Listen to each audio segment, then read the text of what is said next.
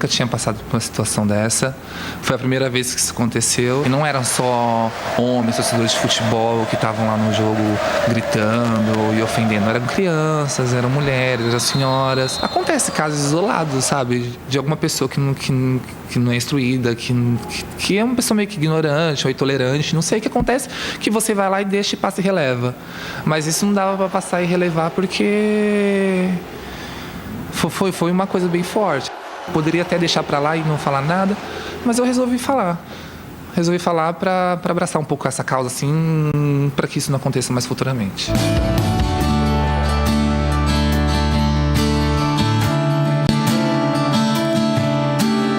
Mesmo sendo gay, eu nunca me vi me colocando em nenhuma situação de defesa da causa. Até porque eu nunca tinha sofrido nenhum tipo de preconceito, tanto dentro dos meus amigos e na minha família e na rua, mas na rua é um desconhecido, é um pouquinho assim que aconteceu, então você não abre seu horizonte até a situação que acontece.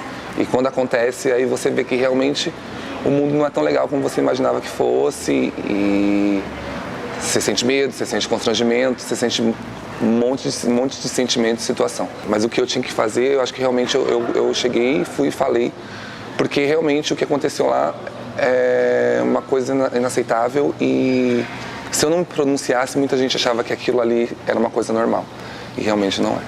O esporte, a vida esportiva, ela é parte integrante da sociedade. Então, os preconceitos e as regras, as normas estabelecidas na vida social como um todo, também aparecem na vida esportiva. Então, se a sociedade ainda tem racismo, ainda tem homofobia, ainda tem preconceito contra mulheres, contra índios, minorias religiosas, é óbvio que o esporte também vai reproduzir esses preconceitos. Ano passado, aqui em 2015, nós tivemos um total de 6 massacres. Nós tivemos 319 LGBTs mortos. E não foram mortos num único lugar, foram mortos nos mais variados estados do Brasil. Então, a questão da homofobia, ela ainda é muito forte, né? O medo de ser discriminado, o medo de você perder um patrocínio, porque apesar de termos uma ou outra marca que já vem falando do processo de inclusão da comunidade LGBT, a gente sabe que muitos patrocinadores não querem sequer ouvir falar em questões de homossexualidade. Mesmo todo mundo sabendo da minha sexualidade desde quando eu comecei a jogar, desde quando eu estava na categoria adulta, e mesmo todo mundo sabendo da minha condição sexual, você ainda se limita a algumas coisas, ou falar algumas coisas, ou brincar de alguma coisa, porque realmente tem umas pessoas que não te conhecem, tem umas pessoas que se acham no direito de te julgar antes de conhecer. E depois dessa situação toda assim,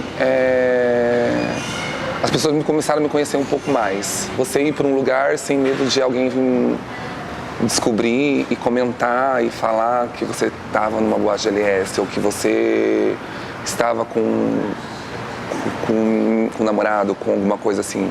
Eu sempre tive medo disso. Então, depois que todo mundo soube, esse medo acabou e sumiu.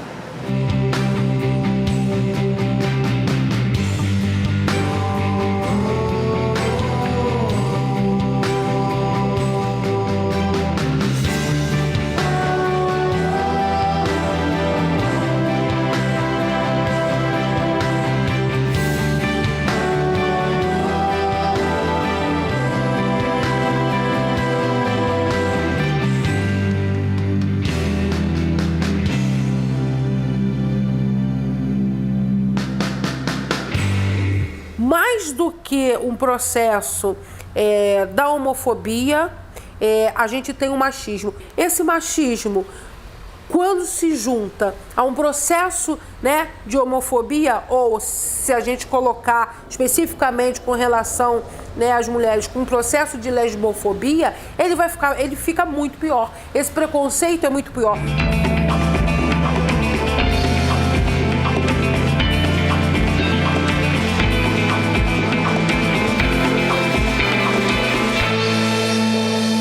esportes ditos como masculinos, esse processo de discriminação, ele se torna maior porque cai no imaginário popular de que ela quer ser um homem, né? Tá lá essa mulher, ela tá mais masculinizada, ela quer ser um homem. E nem sempre um processo físico, né? Às vezes as atletas têm cabelos curtos, o seu próprio porte atlético, né? A questão dos músculos, porque isso vai variar muito de atleta para atleta e não tem nada a ver com a questão da orientação sexual. Eu já ouvi muito, né? Eu sou professora, eu já ouvi muitos pais, mãe falando, eu não coloco minha filha para jogar futebol, ela vai ser sapatão.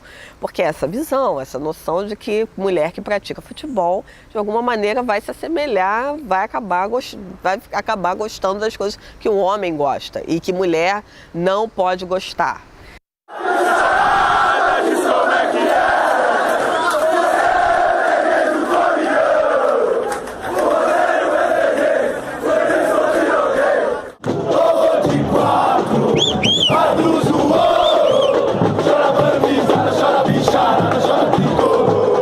O futebol, ele sempre fez parte assim da minha vida, né? Eu desde moleque jogava futebol na rua com os amigos e o Flamengo, paixão da minha família, né? Cresci com meus avós, minha avó flamenguista, na minha família todo mundo é flamenguista praticamente, só meu avô que não era, ninguém é perfeito, né? Em 2013 eu fui dar uma entrevista para um jornal aqui do Rio de Janeiro, né, sobre a questão da como era ser gay, estar no estádio. E eu até na entrevista falei que não sofria preconceito na arquibancada, porque na arquibancada todo mundo é Flamengo e não importa nada. Só que quando a entrevista foi ao ar no blog do jornal e ganhou repercussão, eu recebi muitas mensagens ofensivas no meu Facebook, né? Eu recebi mensagens me ofendendo, me xingando, falando que Flamengo não era o meu lugar. Algumas até me ameaçando de violência na arquibancada, entendeu? Se identificando como sendo de torcida A ou B. E, enfim, na época eu bloqueei todo mundo, eu deletei as mensagens e parei de ir pro estádio. Existe essa violência explícita, que a gente até viu em Orlando, né, aquela situação extrema, porque as pessoas muitas vezes elas só conseguem perceber o que é extremo. O torcedor de futebol lá gritando bicha para o goleiro, ele acha que o que ele está fazendo não tem nada a ver com um massacre de 50 pessoas em Orlando, e na verdade é a mesma coisa. São essas pequenas violências, ofensa, intolerância. Dois homossexuais não podem se abraçar numa torcida de futebol, isso é altamente criticado. E então, são essas pequenas violências que criam um ambiente que legitima as grandes violências, como foi aquele massacre em Orlando.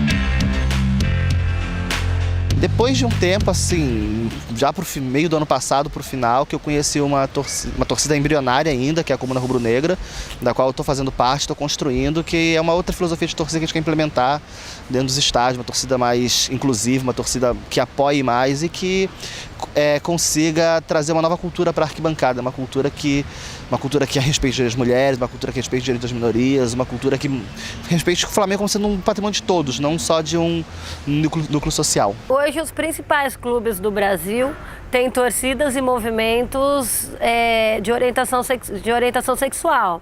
Os principais clubes têm torcidas gays que vão para estádio, frequentam a arquibancada, fazem a festa, mas simultaneamente promovem o debate e a inclusão, né, o combate à intolerância. É claro que a gente não pode arrancar ninguém de dentro do armário, como a gente diz, mas na medida em que os atletas vão se autodeclarando, vão dando visibilidade ao processo da orientação sexual, né, e vai fazendo com que as pessoas percebam que a orientação sexual ela está em qualquer local e ela é natural de todo e qualquer cidadão.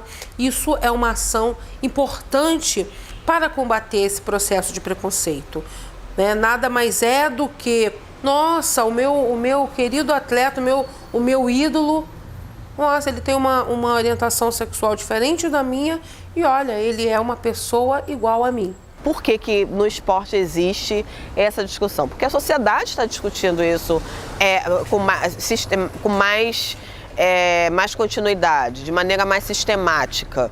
Então, o esporte ele está absorvendo um movimento que é da própria sociedade, que é de discussão. Realmente se assumir tanto para sua família ou tanto principalmente para a sociedade, assim, é bem difícil, assim. Então, eu acho que não só eu, acho que muita gente pública que tem esse poder de se assumir e encorajar outras pessoas, eu acho que é válido. Eu acho que realmente pelo menos um pouquinho, um pedacinho, ou incentivado alguém a poder se assumir e ter revelado realmente quem ele é, eu posso ter ajudado, sim. Quanto mais pessoas aparecerem e derem cara a tapa e mostrar realmente que a gente está ali que a gente tem o mesmo papel, a mesma função como qualquer homem ou como qualquer hétero, de representar, porque na verdade ali a gente está ali para representar, para fazer o nosso trabalho, para representar um esporte,